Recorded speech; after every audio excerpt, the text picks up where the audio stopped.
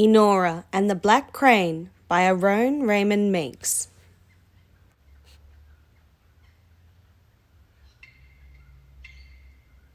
Long ago, when the world was new, there lived a young man named Enora.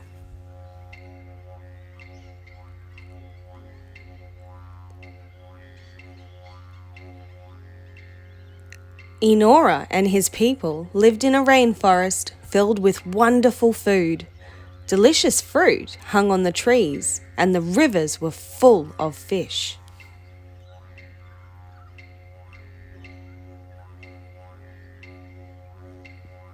Each day, Enora and his family would feast on the tropical fruits and swim in the river near their camp. Above them, they would see flocks of birds with their black, white, and grey feathers, diving and calling as they flew through the trees.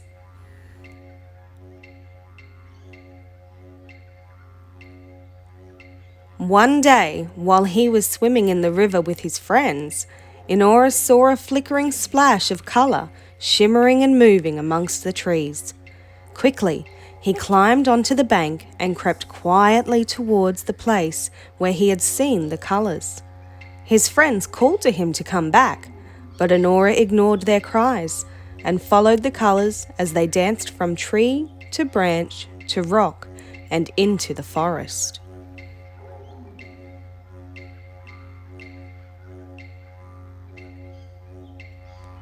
The sun was setting as Enora reached a clearing deep in the forest. Suddenly, the air filled with the sound of bird calls.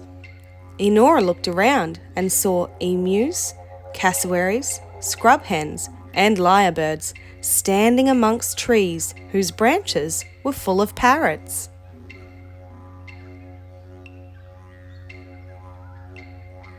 As quickly as the noise had begun, it ceased. The glittering, shimmering colours reappeared and moved into the middle of the clearing. Enora waited and watched. Slowly, the colours folded and flowed over and around the birds. As the colours touched each bird, its feathers began to glow with colour.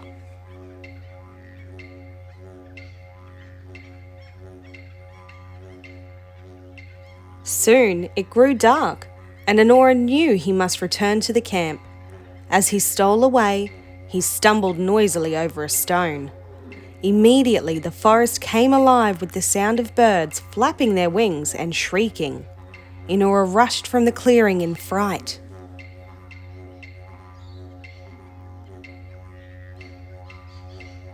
When Enora reached the camp, he found his family worried and angry.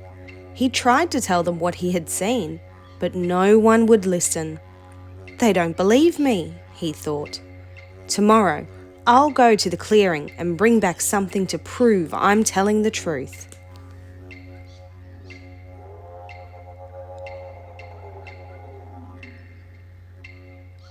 That night, Enora dreamt of the glowing colours flowing over the earth and of himself soaring through the air.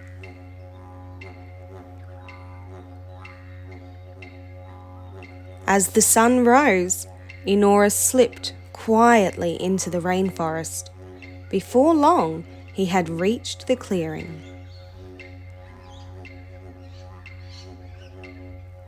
Taking a long stick with him, Enora climbed a tree and hid amongst its branches. With shrieks and calls, the birds gathered once more. Enora watched and waited. Once again, the colours appeared and moved amongst the birds. Before long, they came towards Enora and touched a tall, thin bird standing close to where he was hidden. Enora threw his stick and hit the bird on the neck.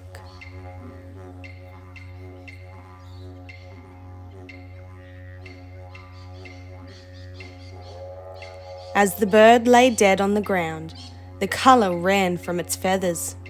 The other birds disappeared, leaving Enora alone in the clearing.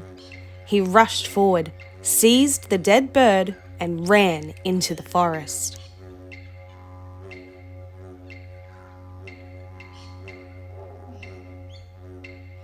When Enora reached the camp, he ran straight to his mother, calling to her that he had proof of what he had seen. At first, she was angry to learn that he had returned to the clearing, but when she looked down at the bird in his hands, she began to cry. Enora had killed a crane.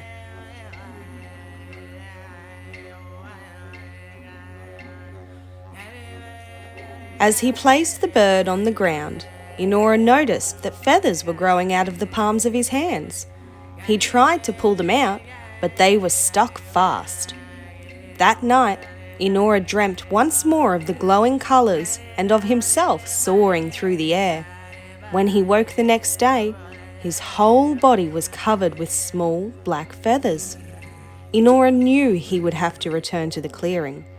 When he arrived, the bird silently made a space for him. For the last time, the colours appeared and flowed over the birds. Before long, Enora was surrounded by birds with feathers of every colour.